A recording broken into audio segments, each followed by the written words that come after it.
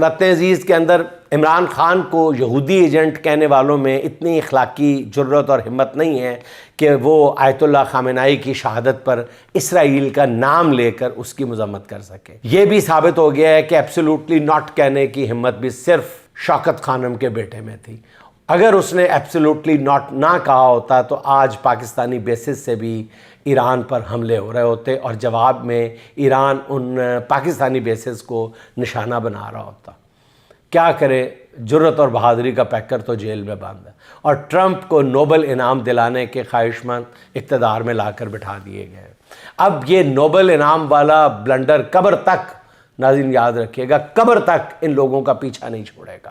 گزشتہ روز بلاول بھٹو سے جب ٹرمپ کو نوبل پرائز کے لیے نامزد کرنے سے متعلق سوال ہوا تو وہ صرف دانت نکالتا رہا اور کوئی جواب نہیں دیا۔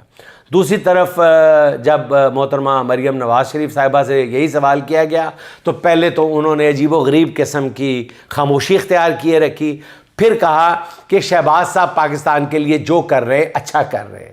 یعنی بھتیجی نے بھی ٹرمپ کی نوبل انعام کے لیے چچا کی طرف سے نامزدگی کی براہ راست تائید کر دی۔ لیکن دنیا کے جو حالات بن رہے ہیں، ٹرمپ کو نوبل امن انعام کے لیے نامزد کرنے والے آپ دیکھیں گے کہ بہت جلد بہت زیادہ پچھتائیں گے، اور اس پچھتاوے کا بوجھ ان کی کئی نسلیں بھی برداشت نہیں کر پائیں گے۔